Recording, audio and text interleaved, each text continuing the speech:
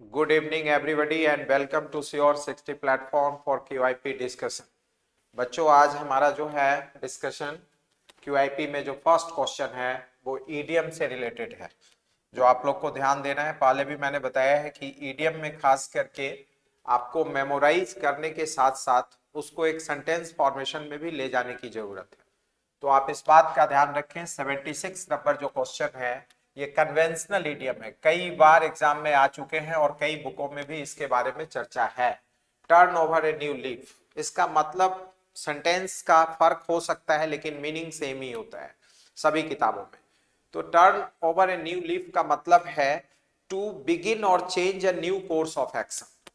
तो ये मतलब होता है एक नई शुरुआत किसी चीज की करनी। तो टू बिगिन अगेन अगर ऑप्शन दिया हुआ है तो ये हमारा आंसर, क्योंकि इस ऑप्शन में सबसे सुटेबल ऑप्शन यही है, टू बिगिन अगेन, दोबारा शुरू करना कोई नई चीज को। तो यहाँ पे इसका ये मीनिंग है। टू प्लांट अ ट्री बिल्कुल रॉन्ग है, कोई मतलब नहीं बनता है इसका, बिल्कुल रॉन्ग है। टू टेक अ ब्रेक भी रॉन्ग है, टू स्टॉप फाइनली भी रॉन्ग है। तो आपका आंसर क्या होगा? To begin again. So please focus on this particular idiom, and such type of idiom cannot be overlooked। कभी भी इसको ओवरलुक ना करें, ऐसे इडियम को तो बनाना ही बनाना है आपको। नेक्स्ट आपका है जंबल सेंटेंसेस। देखिए जंबल्ड ऑर्डर में हमने सबसे पहले आपको बताया है कि इंट्रोडक्टरी सेंटेंस को ढूंढना बहुत जरूरी है।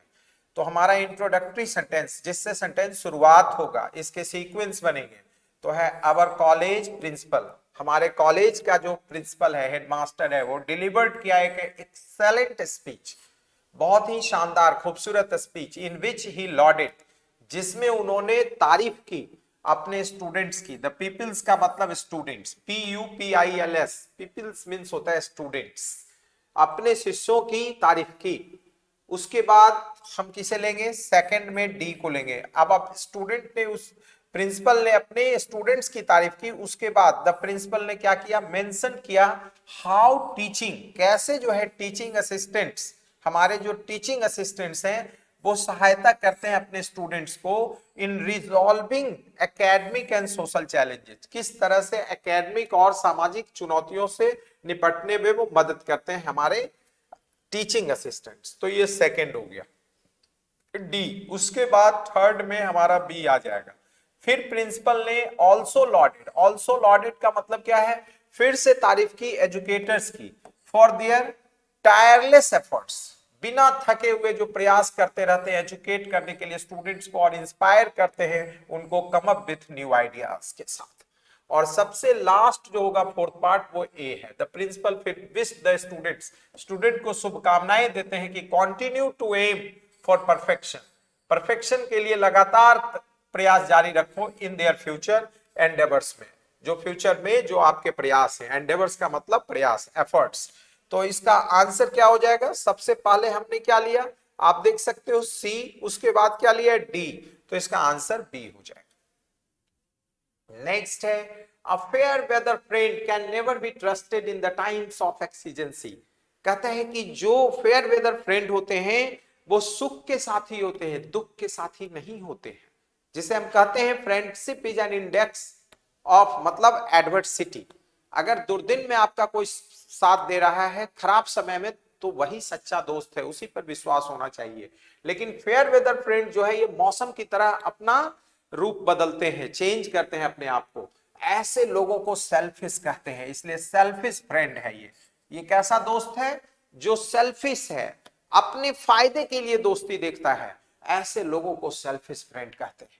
इसलिए आंसर है क्लोज फ्रेंड नहीं होगा। क्लोज फ्रेंड जो निकटतम दोस्त हैं, पेन फ्रेंड भी नहीं होगा, और एन ओल्ड एक्वेंटेंस मतलब पुराना जान पहचान ये भी नहीं होगा। अब हमारा नेक्स्ट क्वेश्चन है बोबो वाज वेरी रिचर। देखिए यहाँ रिचर है और यहाँ वेरी है। आप जानते हैं कि जब आप कंपैरेटिव डिग्री लेते हैं तो जनरली वेरी का यूज जो है, अगर हम VERY very plus comparative degree की बात करें तो ये बिल्कुल गलत है, हम नहीं यूज करते हैं। हम इसके जगह पे क्या यूज करते हैं? मच का यूज करते हैं। मच अगर हम यूज करें तो ज्यादा अच्छा है। तो यहाँ पे मच रीचर आएगा, क्या आएगा, मच रिचर देन। जब भी हम मच रिचर लिखते हैं या मच टॉलर लिखते हैं तो कई बच्चों के दिमाग में आता है कि मच क्यों यूज किया जा रहा है। तो जब भी कंपैरेटिव डिग्री में हमें ज्यादा इंफेसाइज करना है चीजों को तो हम मच का प्रयोग करते हैं, इसलिए यहाँ पे वेरी का प्रयोग नहीं होगा, मच का प्रयोग होगा। तो आप देख सकते हो यहां मैंने मच लिखा है और आंसर आपका ए वाले पार्ट में सुधार करना है। नेक्स्ट है unemployment has become a fiery question. Fiery question नहीं, यहां पे बर्निंग क्वेश्चन आएगा, अ बर्निंग क्वेश्चन। कोई भी ज्वलंत समस्या है, जो एक ऐसी समस्या जिसपे काफी चर्चा हो रही है और जो बहुत ही एक तरह से एडवर्सिटी उत्पन्न कर रहा है, सीवियर हो चुका है, गंभीर हो चुका है, तो ऐसे समस्या को बर्निंग क्वेश्चन कहते हैं। ये फ्रेज है। तो यहां फेरी क्वेश्चन के जगह पे बर्निंग क्वेश्चन का प्रयोग होगा, फ्रीजिंग नहीं। फ्रीजिंग का मतलब होता है ठंडे बस्ते पे डाल देने वाला प्रश्न, तो ये भी नहीं होगा। सी बिकम अ फ्यूरियस क्वेश्चन, क्रुद्ध करने वाला, गुस्सा दिलाने वाला नहीं। फ्लेमिंग क्वेश्चन मतलब पूरा है जिसमें लपटें उठ रही है, जिसमें आग की तरह लपटें उठ रही है, उसे फ्लेमिंग क्वेश्चन करते हैं, जलता हुआ, तो ये भी नहीं होगा। नेक्स्ट है living in a house with a spacious lawn, proper parking space and a nice swimming pool is still a dream for many rich people in Mumbai. ये क्वेश्चन है, इसका अपोजिट, आपको इसका अपोजिट बताना है, पेनीलेस का अपोजिट। तो देखिए पेनीलेस का मतलब ही होता है कोई रुपया पे, एक अठन्नी भी नहीं, कुछ रुपया पैसा नहीं, जस्ट लाइक नो मनी। तो जिसको हम इम्पिक्यूनस भी कहते हैं, क्या कहते हैं, इम्पिक्यूनस, IMPECUNIOUS। तो इम्पिक्यूनस का भी मतलब होता है हैविंग नो मनी, कोई रुपया पैसा नहीं। तो अब इसका अपोजिट क्या हो जाएगा, रिच हो जाएगा, क्योंकि स्पेसियस का मतलब होता है बहुत ही रूमी टाइप का, जहां ज्यादा स्पेस हो। ड्रीम और स्पेस तो होगा ही नहीं, ये भी नहीं होगा और ये भी नहीं होगा। तो आपका अपोजिट क्या हो जाएगा पेनीलेस का, रिच। नेक्स्ट है he gave a concise explanation of the company retirement plan, जिसको हम बोलते हैं कंसाइज का मीनिंग, सिमिलर मीनिंग बताना है, कम शब्दों में, to the point, compact, brief and logical. तो इसका मीनिंग होता है टर्स। क्या होता है, टर्स। तो टर्स इसका मीनिंग होगा। वर्बोस का मीनिंग क्या होता है, वर्बोस का मीनिंग होता है फुल ऑफ वर्ड्स। वर्बोस का मीनिंग होता है full of words, full of words होता है इसका मीनिंग। तो ये होता है शार्प, आपको पता ही है, तीक्ष्ण, तेज और क्लियर, स्पष्ट। तो टर्स हो जाएगा इसका। नेक्स्ट क्वेश्चन है कि the following sentence have been split in में ग्रामेटिकल एरर बताना है। दे ऑल एक्सेप्ट सीरीन, कहता है वे सभी सीरीन को छोड़कर वर वेरी सैड, तो वर यहां बिल्कुल सही है, very sad. During the farewell party given to the teacher retiring and her indifference, her, her क्या है, सिंगुलर है, इनडिफरेंस। तो यहां हर भी सही है, यहां जो वर लिखा हुआ है वो गलत है, क्योंकि यहां सिंगुलर के हिसाब से आएगा। इसमें तो सही है क्योंकि यहां पे दे के हिसाब से आ रहा है, और ये वर जो है बिल्कुल गलत है, इसलिए वर के जगह पे हम वॉज का प्रयोग करेंगे, वॉज का यूज करेंगे। इसलिए हम इंडिफरेंस वर का यूज नहीं करेंगे, हमारा आंसर सी होगा, वॉज का प्रयोग होगा। नेक्स्ट है Estella had hardly heard the news, Estella had hardly heard the news. After के जगह पे हम इसका पार्टनर व्हेन का प्रयोग करेंगे, क्योंकि hardly is followed by when, HARDLY, hardly का जो पार्टनर है वो कौन है, व्हेन है, इसलिए व्हेन का यूज हम करेंगे, यहाँ पे व्हेन का यूज करेंगे। तो यहाँ पे व्हेन यूज होगा, डी ऑप्शन। नेक्स्ट है एंटोनिम बताना है आपको। एक्सेप्ट मींस स्वीकार करना, एक्सेप्ट का क्या मतलब है, स्वीकार करना। अब इसका अपोजिट बताना है, एंटोनिम, तो अपोजिट क्या हो जाएगा, डिनाई, इसका अपोजिट डिनाई हो जाएगा, इनकार करना। एग्री मींस क्या होता है, सहमत होना। रिस्पॉन्ड जवाब देना। कंफर्म सुनिश्चित करना, तो इसका एंटोनिम डिनाई हो जाएगा। आई एम आफ्टर 5 years, देखिए एग्जाम देने के लिए, एग्जाम कौन देता है, स्टूडेंट्स। पेपर कौन कंडक्ट करवाता है, टीचर। तो टीचर के लिए गिविंग होता है, गिविंग द पेपर्स मतलब कंडक्ट कराना, और स्टूडेंट्स के लिए जो फ्रेज यूज होता है टेकिंग। टेकिंग का मतलब होता है अपीयर होना, एग्जाम में अपीयर होना, जो कई बच्चे नहीं समझते हैं। Taking an exam, taking an exam means to appear in exam, इसलिए टेकिंग एन एग्जाम का मतलब होता है अपीयरिंग इन एग्जामिनेशन। ये फ्रेज है जिसका मीनिंग, अब टेकिंग का मतलब आप ज्यादातर बच्चे क्या समझते हैं, लेना, एग्जाम ले, अरे एग्जाम लेना, एग्जाम में बैठना, अपीयर होना, तो यहां ये आंसर है। नेक्स्ट है दे स्पोक अबाउट, अब क्या कह रहे हैं, select the most appropriate option to replace the underline segment, इसको रिप्लेस करना है, तो दे स्पोक का रिप्लेसमेंट क्या होगा, टॉक्ड, टॉक्ड अबाउट। तो टॉक्ड अबाउट का मतलब discussed about the political turmoil, turmoil means उथल पुथल, टर्मोइल का मतलब होता है उथल पुथल, जिसको हम बोलते हैं कंफ्यूजन या केओस, डिसऑर्डर। नेक्स्ट, अब इसमें आंसर आपको मैंने बता दिया है। अब नेक्स्ट क्वेश्चन है 88 में, luckily the machinery was not used by them, कैसा सेंटेंस है, तो ये देखिए ये पैसिव सेंटेंस है, was not used passive sentence है। अब इसका एक्टिव बताना है, क्या बताना है, select the correct active form. तो देखिए लकली, अब यूज करना है आपको,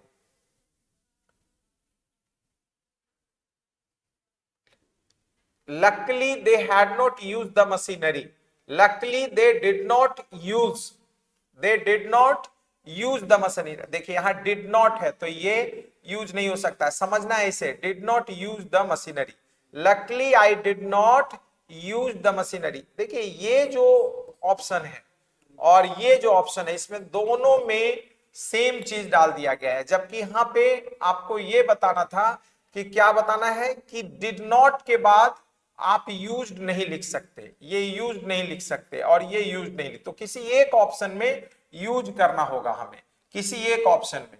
तो इसमें हम अगर लिखते हैं दे डिड नॉट यूज, ये यूज आएगा, यूएसई, क्यों, क्योंकि डिड के बाद डिड प्लस V1 होता है, या did not, did plus not plus V1, V1 का यूज होता है, डिड नॉट प्लस V1 का यूज होता है। तो luckily they did not use the machinery, थोड़ा आप इसे सुधार लें क्योंकि ये दोनों जो पार्ट है डाउटफुल बना दिया, मतलब थोड़ा सा मिस्टेक की वजह से ये क्वेश्चन गलत हो जाएगा, तो प्लीज इसमें इंप्रूवमेंट की जरूरत है। नेक्स्ट है happiness can be spread by being grateful और पेइंग, पेइंग कॉम्प्लीमेंट्स होता है, देखिए गिविंग कॉम्प्लीमेंट्स भी होता है और पेइंग कॉम्प्लीमेंट्स भी होता है, but which one is the standard English and grammatically correct, तो according to all standard dictionaries paying compliments is the more useful and productive in the usage, बहुत ही ज्यादा यूसेज में प्रोडक्टिव है ये और करेक्ट, इसलिए पेइंग कॉम्प्लीमेंट्स का यूज करना चाहिए। अगर दोनों ऑप्शंस आ रहे हैं तो गिविंग ना देके हम पेइंग का यूज करें, जैसे paying respect, paying homage, paying compliments, किसी को आदर देना, किसी को सराहना, इस सेंस में। अब देखिए आपसे क्या पूछा जा रहा है, स्पेलिंग के लिए पूछा जा रहा है आपसे, तो आपको ध्यान रखना है कि in research done by online publication spelling error, मतलब select the option that rectifies the error, कौन सा, तो यहां देखिए ये आपका गलत है, तो पब्लिकेशन का स्पेलिंग सही है, करेक्ट है, तो ये आंसर हो जाएगा पब्लिकेशन, क्योंकि ये वाला सेंटेंस में गलत था तो इसको करेक्ट करना है। अब 91 है you are asked to tell the plumber to mend all the pipes, तो बहुत आसान है भाई, ये क्या है, यू आर आस्क्ड, तो ये पैसिव स्ट्रक्चर है, अब इसको एक्टिव में ले जाना है, तो होगा tell the plumber to mend all the pipes, tell the plumber mending, बिल्कुल गलत है, बिल्कुल गलत है, इसका आंसर हो जाएगा tell the plumber to mend, मतलब मरम्मत करो ऑल द पाइप्स, तो इसका पैसिव होगा you are asked to tell the plumber to mend all the pipes. Next है used as a one word substitute, holding on to something or keeping an opinion with determination. जब किसी भी चीज में आप बिल्कुल डिटरमिन्ड हो जाते हैं, कहीं भी फ्लेक्सिबल नहीं होते हैं, बहुत ही ज्यादा रिजिडिटी रहता है कि नहीं मुझे इस पॉइंट से इधर उधर नहीं होना है, तो उसे हम टेनेसियस कहते हैं। टेनेसियस का मतलब ही होता है फर्म, FIRM, फॉर्म इसका मीनिंग होता है FIRM, FIRM फॉर्म। तो फॉर्म का मतलब क्या हुआ, जो कहीं भी फ्लेक्सिबल नहीं है, रिजिड है, बिल्कुल कहीं भी फ्लेक्सिबल नहीं है, रिजिड है, RIGID, रिजिड। तो टेनेसियस का मतलब ही होता है जहां डिटरमिन्ड हो, तो टेनेसियस इसका आंसर होगा। अब बाकी का मीनिंग मैं क्लियर कर दूं। ग्रेसियस का मतलब काइंड होता है, ग्रेसियस का मतलब क्या होता है, काइंड, KIND, काइंड। ऑब्नॉक्सियस का मतलब क्या होता है, डिस्गस्टिंग, DISGUSTING, डिस्गस्टिंग, जिसको लाइक हम नहीं करते हैं। और लोक्वेशियस का मतलब क्या होता है, टॉकेटिव, चैटर, CHATTER, चैटर। लेकिन चैटर सिर्फ सिनोनिम है, इसका मेन चीज होता है one who talks too much, मतलब जो किसी थीम पे बहुत ज्यादा बातें करता है उसे हम लोकेशियस कहते हैं। लेकिन सिनोनिम में आप चैटर भी बोल सकते हैं, गैरुलस भी बोल सकते हैं। सिनोनिम में इसको हम गैरुलस भी बोल सकते हैं,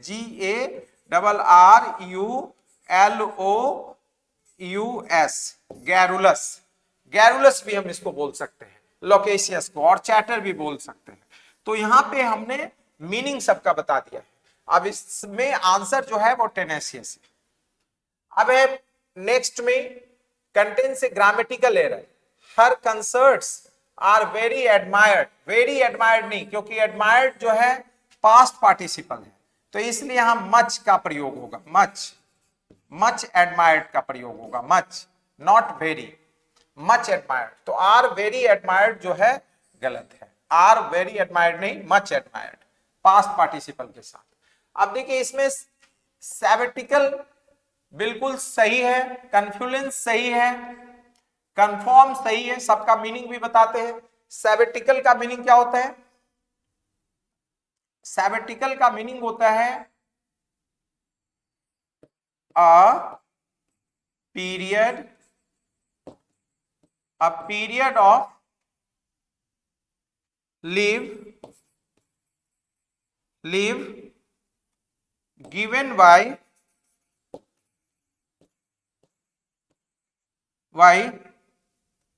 school or college,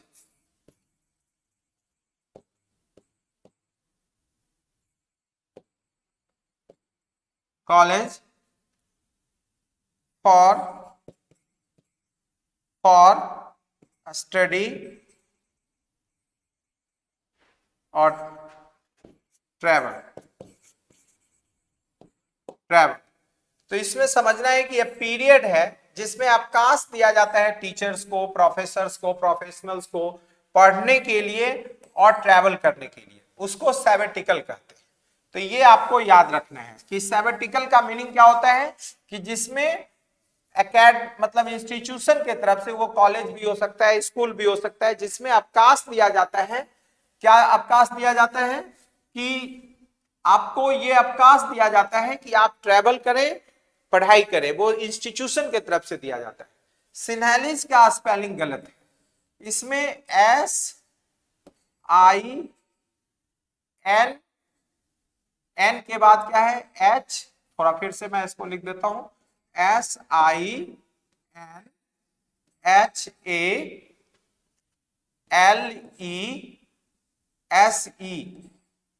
सिन्हैलिज होता है, डबल ई नहीं आता है, सिन्हैलिज होगा, तो इसका स्पेलिंग गलत है, ये आपका आंसर है।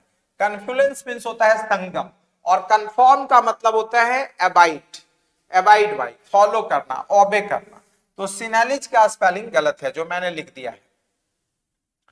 अब है vivid from the given, antonym बताना है। विविड का मतलब क्लियर होता है, तो इसका अपोजिट क्या होगा, मर्की, धुंधला। परसीव, किसी चीज को पर्टिकुलर वे में थिंक करना। एप्रीहेंड, समझना भी और अरेस्ट करना भी। इनविजन करना, किसी चीज को एक दृष्टिकोण बनाना। अब आपका ये क्लोज टेस्ट है, ये आपका बहुत ही बेहतरीन क्लोज टेस्ट है और कंटेम्पोररी टॉपिक से रिलेटेड है। तो आप देख सकते हो क्या है, द भारत राष्ट्र समिति BRS विच एन इग्नोमिनियस डिफीट, इग्नोमिनियस का मतलब होता है अपमानजनक, बहुत ही बुरा डिफीट हुआ लोकसभा इलेक्शन में। तो इसका ऑप्शन हमें देखना है कि क्या ऑप्शन आएगा। तो फेसिंग नहीं होगा, हैज फेस्ड नहीं होगा क्योंकि इन दिया हुआ है और ईयर दिया हुआ है, तो सिंपल पास्ट यूज होगा, फेस्ड यूज होगा, बाकी कोई भी नहीं होगा। यहां पे सिंपल पास्ट टेंस का यूज होगा। क्यों यूज होगा? क्योंकि देखिए यहां पे क्या दिया हुआ है, इन 2024, तो यहां faced an ignominious defeat in the 2024 Lok Sabha elections. अब सेकेंड है failing to win a single seat despite, तो यहां पे बाई का यूज होगा। बाई का मतलब हो गया, बाई फेलिंग टू विन मतलब एक भी सीट नहीं जीतना, डिस्पाइट, तो यहां पे सेकंड में बाई का यूज होगा, जिसका मतलब है वो फ्रेज है जिसका मतलब है एक भी सीट को नहीं जीतना, by failing to win a single seat. अब इसका थर्ड में हम देखते हैं कि थर्ड में क्या ऑप्शन आएगा। तो देखिए सेकंड हमने बता दिया, failing to win a single seat despite, के बावजूद, क्या बावजूद, तो निश्चित तौर पे कुछ कंट्रास्ट बातें हो रही है। तो कह रहा है पुटिंग डाउन नहीं, पुट डाउन का मतलब होता है किसी चीज को सप्रेस करना, पुट डाउन, और पुटिंग अप का मतलब होता है टू डिस्प्ले, प्रदर्शन करना, शो करना, दर्शाना, अच्छा परफॉर्म करना। तो यहां पुटिंग अप आएगा, क्या आएगा, पुटिंग अप, आप देख सकते हो क्या आएगा, putting up. Putting despite putting up a decent show, आ गया ना, डिसेंट शो दर्शाने के बावजूद असेंबली इलेक्शन में, जबकि असेंबली इलेक्शन में बहुत अच्छा परफॉर्मेंस के बाद भी उन्होंने लोकसभा में बहुत इग्नोमिनियस डिफीट का सामना करना पड़ा। तो इन द असेंबली हेल्ड, अब क्या कह रहे हैं, आगे हम क्या लेंगे, तो बाई आ गया हमारा इधर, उसके बाद हमने पुटिंग अप रखा, बाकी का मीनिंग बताता हूं, पुट ऑफ स्थगित करना, पुटिंग इन रेंडर, इसका मतलब रेंडर होता है RENDER, प्रदान करना, और पुट ऑफ होता है पोस्टपोन करना।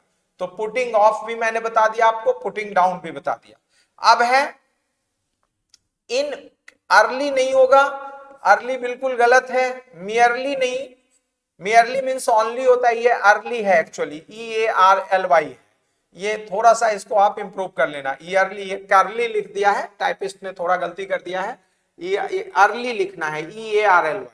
अब यहां अर्लियर होगा, क्या होगा, अर्लियर, पहले के, अर्ली टाइम के लिए होता है, जैसे पहले, और अर्लियर क्या है, फॉर्मर के सेंस में, जो पहले घटित हुआ है। तो अर्लियर इलेक्शंस में मतलब पहले के चुनाव में, आप देख सकते हो क्या कर रहा है, a dissent show in the assembly election held earlier this year, early this year नहीं, earlier this year has succeeded to a large extent in rebuilding its organization stunned by its, और फिफ्थ में जो आपको लिखना है, तो यहां पे अर्लियर का यूज होगा, अर्लियर, और फिफ्थ में जो यूज होगा वो बहुत ही इंपॉर्टेंट है, डिसमल परफॉर्मेंस, मतलब ब्लीक। डिसमल का मतलब, फिफ्थ में डिसमल मतलब, डिसमल का मतलब क्या हो गया, ब्लीक परफॉर्मेंस। डिसमल का मतलब ही होता है खराब, ब्लीक, जो बहुत ब्राइट नहीं, बहुत अच्छा परफॉर्मेंस नहीं, तो ये हो गया हमारा। तो दैट्स, अब सारे ऑप्शन को आप देख सकते हो, सबसे पहले आपने क्या लगाया, फेस्ड, फिर आपने वाई लगाया, उसके बाद आप देख सकते हो क्या लगाया, अर्लियर लगाया, और फिर डिसमल लगाया। तो cloze test, that's about discussed. Thank you very much for taking part in this healthy discussion. Thank you.